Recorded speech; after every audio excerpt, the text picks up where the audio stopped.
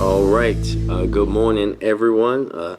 We're here to do a little housekeeping this morning, signing a total of 7 bills because we have a number to get through. I'll quickly talk through what we have on deck, so to speak, sign them and take a few questions. First and foremost, I want to express gratitude to our partners on the council who made the passage of these bills possible. Great to be here with our health commissioner.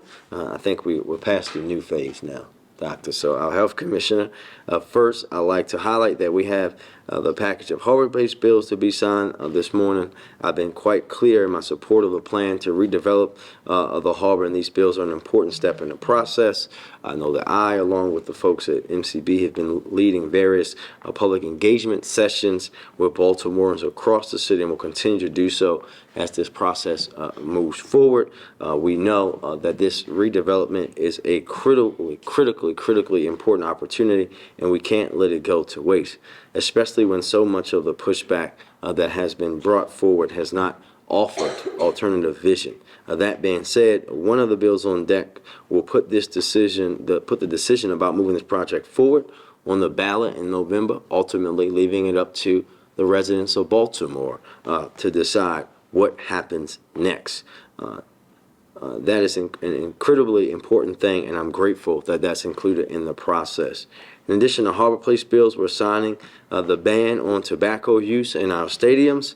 I'd like to extend my gratitude to Councilman Burnett for taking this on as a sponsor and seeing it through the council. I'd like to also thank many organizations in our community, public health advocates, and our professional sports partners, such as the Orioles, who recognize the importance of making smoke-free environments. Many of my colleagues across the cities have done similar bills to, quote, knock tobacco out of the park, and I'm glad that we're doing the same here in Baltimore.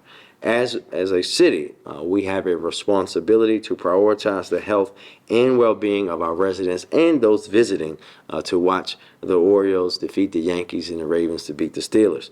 Tobacco use in any form possesses significant health risks, including cancer, heart disease, and respiratory issues. By implementing this bill, we are taking proactive steps to reduce exposure to the dangers of tobacco and promote healthier lifestyles. And we know that this moment is long overdue. For decades, and continue today, smokeless tobacco has been deeply intertwined with the culture of baseball. However, this association comes with significant health risks, from cancer to nicotine addiction and a host of other diseases and complications. We must recognize the dangers of even smokeless tobacco and set a better example for our young people.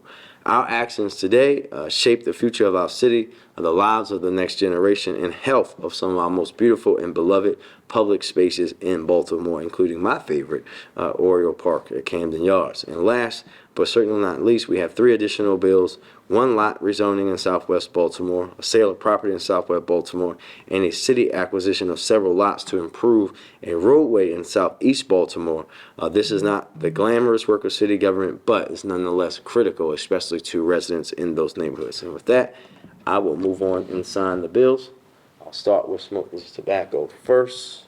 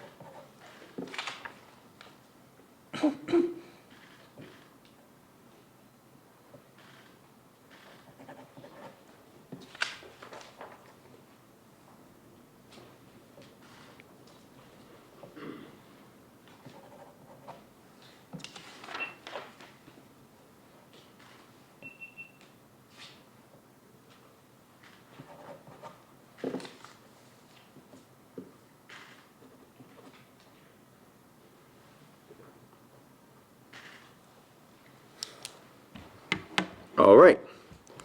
Thank you very much. Questions? Start with you, Mackenzie. That way. Okay. This morning on the radio, you talked about the Safe Streets escalation policies. Mm-hmm. We've been asking you and Monty about these and to receive copies of the changes after Brooklyn Day. We haven't been able to get that information. You told the folks on the radio that you could provide that. Can you explain what the changes are and what went into that? So this is about escalation. We escalating in incidents like we saw in Brooklyn, where those on the ground will be notifying administration at Muncie about what's happening, and then thus allowing those individuals at the top levels of Muncie to make further decisions. That's simple. So is that a written policy that's now in place, and have the Safe Streets workers We can been provide briefed? all the things for you that we can provide without violating any confidentiality, sorry, Mackenzie, issues. But like I said, that's the policy. It's very simple. Something goes on, they see it, they escalate it to Muncie administration, and they make the decision about where it goes from there.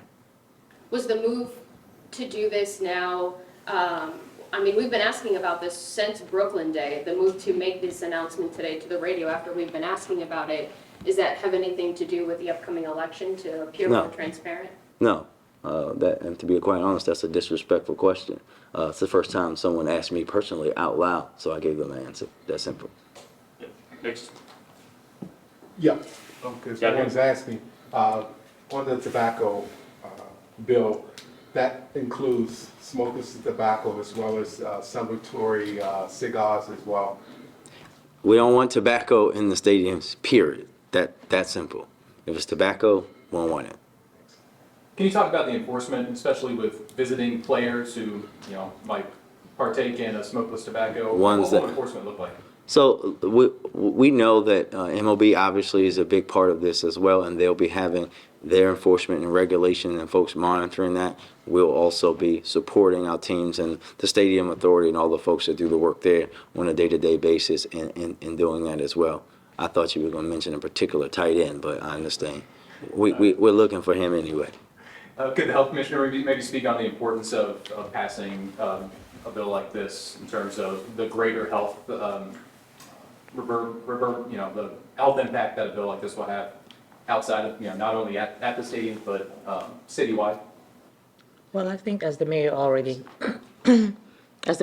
said, we recognize the dangers of tobacco. So beyond just taking it out of the stadiums, I think this is a way for us to enforce, not necessarily, but also to make it louder and clearer that this is something that we take seriously, that this is something that our young people should avoid, and this is a priority for the city of Baltimore. When it comes to the fire department getting ARPA funds, according to the tracker, in February, all of the money was committed. We do know some was being shifted around, but the union had previously told me they were not getting that money. So why the change of heart, and what do you say to those? Well, there's no change. There's no change of heart.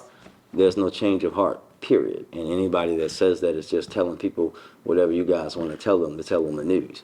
This has always been this. As we said last week, I think it was this gentleman that asked about the HBCU fellowship. There's always been pots of money that we said would go to specific things that were set aside. This is included in that. And as we reallocate any money that we have to reallocate, we will do that and be very clear and be very clear and transparent that we have not had any complaints from the folks who gave us this money, that being President Biden and Vice President Harris and our congressional delegation, about how we're being transparent. We know, I want everyone to hear this again, that this ARPA money already goes through the single audit through the federal government. We have reports that we have to give not just to Treasury, but also to the City Council. And in fact, the City of Baltimore has been lauded for the things that we do to put information out there about ARPA so that people can see. And I was just with Congressman Mfume on Monday as we were announcing further ARPA investments into housing, and he talked about the responsible way that we're using ARPA in the City of Baltimore. We know, as you heard from the president the other day, that he's new. Right? So when he's a new president coming into this role, we have a great working relationship. We're going to make sure that they know this fire department has been getting significant investment from me the entirety of my term. That's how we've gotten their fleet to the most modern fleet that they have in decades. That's how we've been working in partnership to get them better equipment. We're going to continue that. This is not about the election. This is about a department that has been underserved for many, many, many moons, including the time that my opponent was there when they were closing fire stations and taking their benefits away. This is about making sure that department is getting investments that they need, especially after the tragedies that they've endured in recent years. I think that we have to remember all of those things and remove the emotions of election to talk about public safety and doing things the right way and for the right reasons. Thanks, everyone.